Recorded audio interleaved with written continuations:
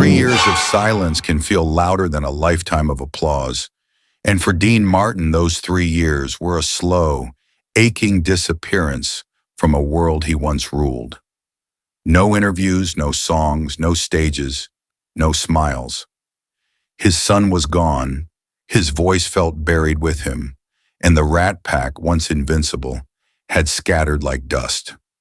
So when May 18th, 1990 arrived, nobody expected Dean to emerge from the shadows.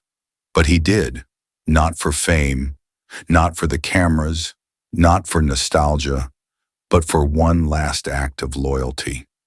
He came to say goodbye to Sammy Davis Jr., his brother in life, laughter and legend. It was a Thursday morning in Beverly Hills, the kind of cruelly beautiful day that feels almost insulting when grief is heavy. The sun shone bright over Forest Lawn Memorial Park as Hollywood gathered in black, stars and icons filling the grounds, united by loss. Sammy Davis Jr. was gone, silenced by throat cancer, and the world mourned the man who danced like fire and sang like joy itself. Frank Sinatra stood at the center of it all, orchestrating the farewell, calling in every favor, every name, every friend. But when he called Dean, the line went quiet. Frank begged, something he never did. For Sammy, he said, he loved you. And after a long pause, after words soaked in pain about lost sons and shattered souls, Dean agreed, even though neither man knew how he would survive another goodbye. That morning, Dean stood in his closet, thinner, weaker, staring at the same black suit he'd worn to bury his child.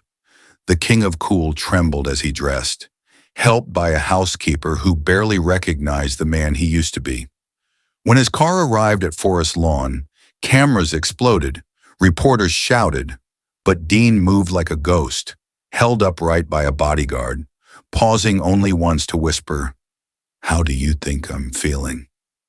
Inside the chapel, 500 voices fell silent as he entered.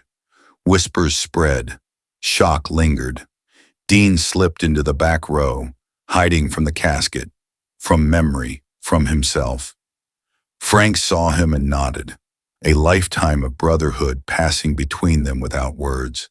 The service unfolded in waves of grief. Stevie Wonder sang in shattered hearts. Liza Minnelli wept openly. Frank spoke last, abandoning his notes as memories took over, recounting Vegas nights, laughter, immortality once promised by youth.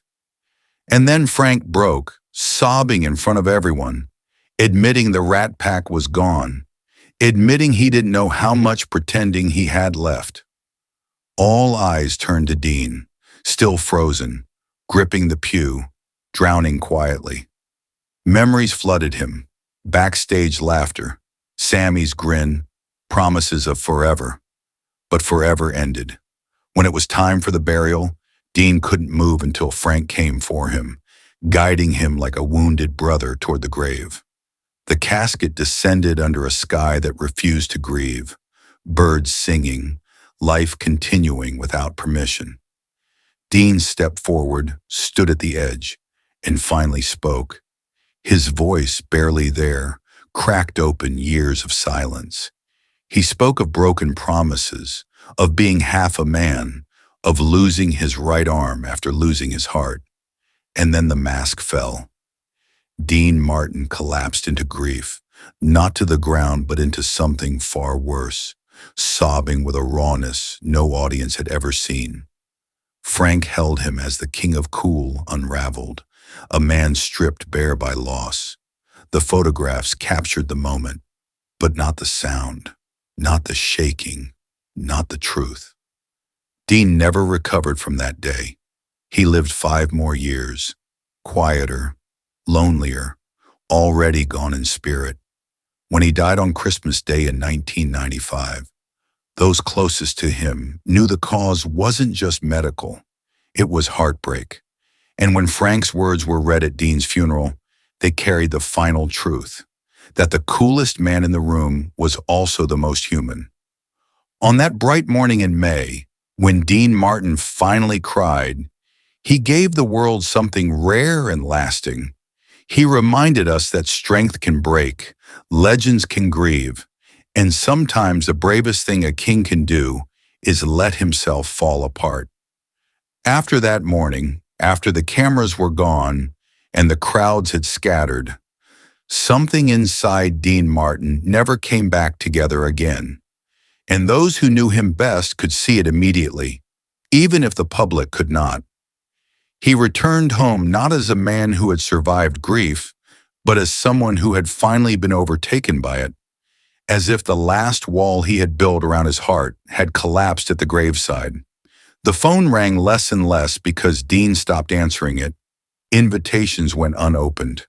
Friendships faded into memory, and the once unstoppable rhythm of his life slowed to a painful stillness. He no longer spoke about music, no longer joked about the old days, no longer reached for the things that once gave him joy, because joy now felt like a betrayal of everyone he had lost. Friends said it was as if Dean had already begun saying goodbye to the world, quietly, without drama, without explanation. He spent long hours alone, staring out windows, listening to old records without letting the songs finish, as if even the sound of his past hurt too much to endure. When people asked him how he was doing, he offered the same empty smile and the same short answer.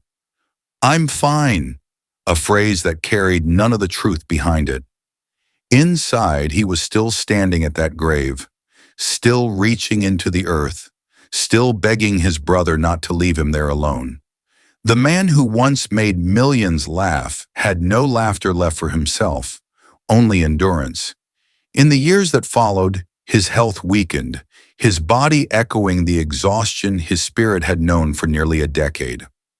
On Christmas Day in 1995, Dean Martin died quietly in his sleep, and to the world it looked peaceful, gentle, almost fitting for a man who had lived so smoothly. But those closest to him understood that he had been fading for years. He had survived fame, fortune, and adoration, but he could not survive the loss of his son, his brothers, and the life he once believed would last forever.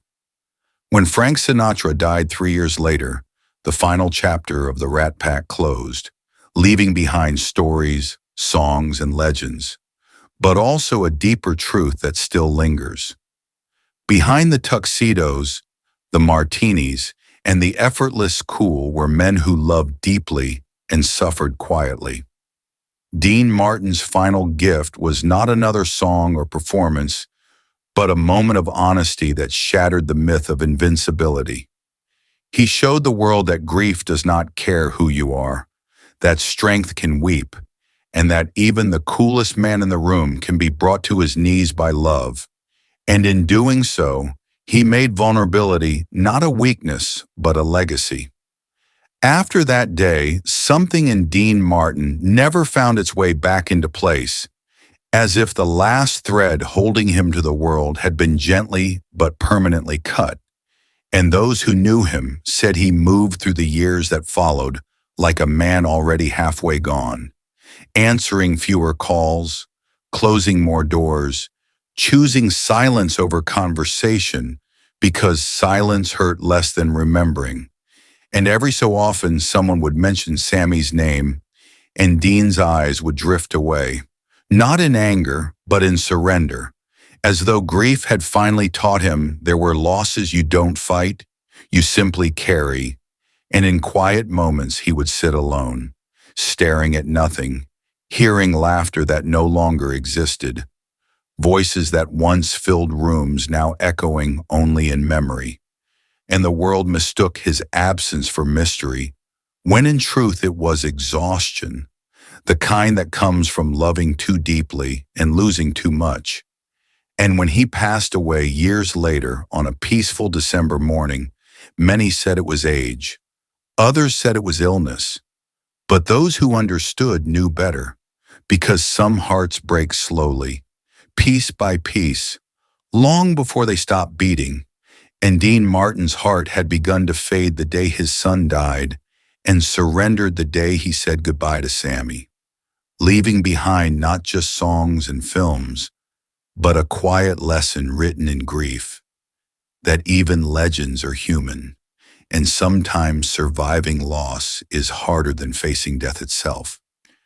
And in the years that followed, the image of Dean Martin standing at that grave never faded for those who witnessed it, because it marked the quiet end of an era built on laughter, bravado, and brotherhood. Dean retreated even further, not out of bitterness, but because the world no longer felt safe without the people who once made it shine. The man who taught millions how to smile had forgotten how to protect his own heart, and so he guarded it with silence. That day didn't just close a casket, it closed a chapter in American history, reminding everyone that behind every legend is a fragile human being carrying love, loss, and memories that never let go. And in the days that followed, Hollywood slowly returned to its noise, its premieres, its laughter, but something essential had shifted, because everyone who stood at that grave carried the image of Dean Martin breaking in their hearts. It changed how people spoke of him, not as a symbol of effortless cool, but as a man who loved deeply and paid for it with his soul. Frank would later say that losing Dino felt like losing the last mirror to his youth, and though he kept performing, something in his voice dimmed. The Rat Pack didn't end with a final show. It ended in silence, leaving behind a lesson that outlived fame. Even legends grieve, and love always leaves a mark.